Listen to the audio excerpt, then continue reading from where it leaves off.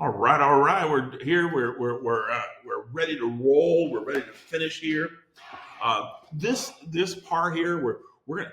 The idea here is so reactionary Europe.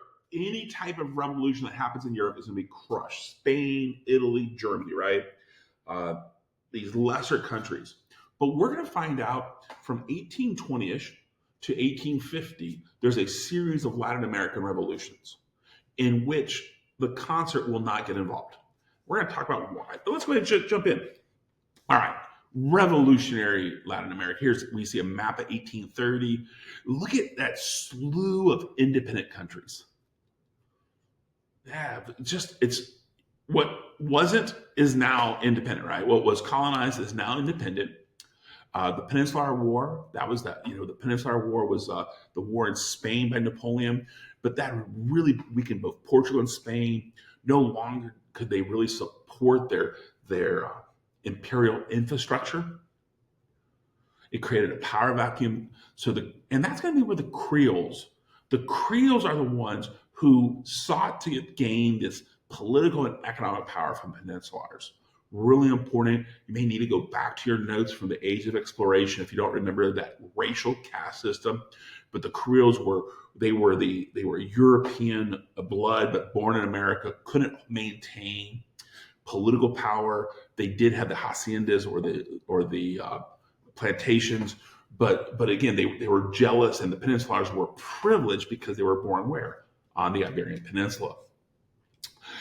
These Creole leaders are going to utilize revolutionary liberalism, nationalism from America, the American, Haitian, and French revolutions. So it's really going to be kind of identified as this kind of wave of revolutionary activity. American Revolution, 1776 to 1783. Haitian Revolution is going to be 1780s into 1804, led by Toussaint Louverture until he's killed in prison. And then, of course, the French Revolutions of 1789 and 1792. All of these ideals were being really applied. By 1830, most Latin American countries were independent of Portugal and Spain. But with that said, let's pause here and talk a little bit about the legacy of the caste system. You guys already know about Bolivar and Martin. How Bolivar and Martin were able to overthrow their respected colonizers. Bolivar is more in the northern part of South America. When I think of Martin, I think of Chile and Argentina, those areas there. But despite their efforts, a united United States of South America never materialized. A Bolivar, whose nickname is the George Washington of South America, he attempted to create a United States, but it fell short. Why? It's really because the Creoles. The Creoles had sought to politically, economically, and socially reorganize based on that rigid caste system. They believed they themselves were pure blood. They're pure Europeans. And this is really where the idea that European or white supremacy begins to really take root and really form. And the idea here is the Creoles, they're special. Creoles feared rebellions from the mestizos, mulattoes, and the other castes. So instead of the democracies, they're going to go towards these strongmen or caudillos. And these caudillos are really new forms of dictatorships that really to maintain a sense of power. And instead of republican evolution of the United States, Latin American states created dictatorships throughout the 19th and 20th centuries. And that still lingers today. And again, you may need to go back to your notes in the Age of Exploration if you need to go there. But I like this political cartoon here. This is a late 19th century, early 20th century political cartoon. But we see this peonage. They're peons. And the peons were basically kind of like serfs. They were peasants who were forced to work for the Creoles.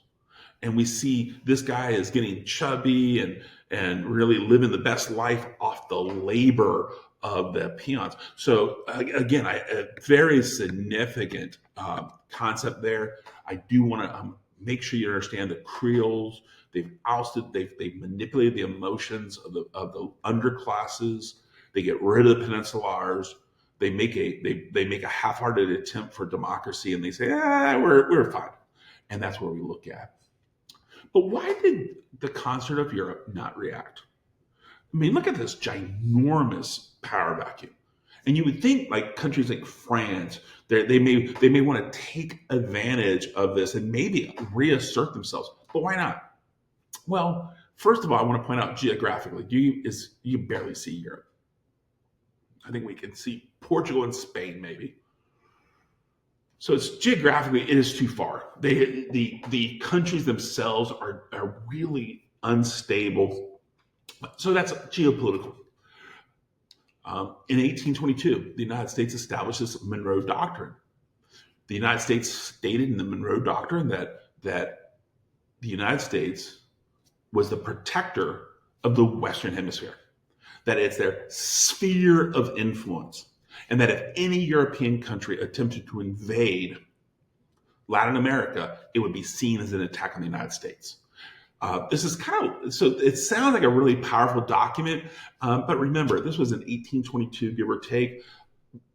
7 years earlier, 1815, our White House got burned. We couldn't protect our own capital. So this Monroe Doctrine is really kind of laughable by the Europeans. It is an important document in American history that's going to have more influence in the later part. So yes, the United States prevented them, but it's really about British neo-mercantilism. The most important element, that British Navy. The British Navy is really going to dominate this area. They actually have colonies here called the Falkland Islands, but they're going to dominate this entire region, and they're going to utilize their neo-mercantile policies.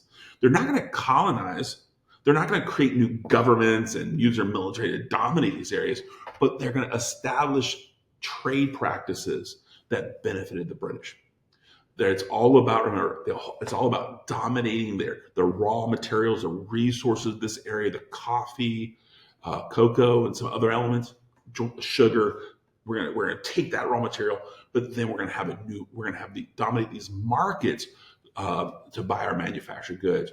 So that's really the important part. Any country who attempted to colonize most likely would have been attacked by Britain.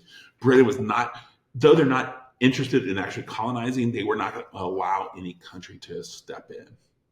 So with that said, we have 3 barriers there. I think you already hear the most significant one for me, British Navy. I think the second barrier is really geography. And then last but not least, the Monroe Doctrine. So revolutionary legacy, right? Despite getting independence by the 1830s, Latin American states never gained a true sense of political, economic, and social stability. Without any political history, the newly created states fell to dictatorships. And with this British dominance, that neo-mercantilism, Latin America never really developed their indigenous industries and indigenous governments.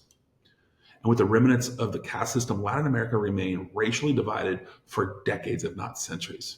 And there's still areas today that's still an issue. I hope that makes sense. And we're done for this lesson number 1.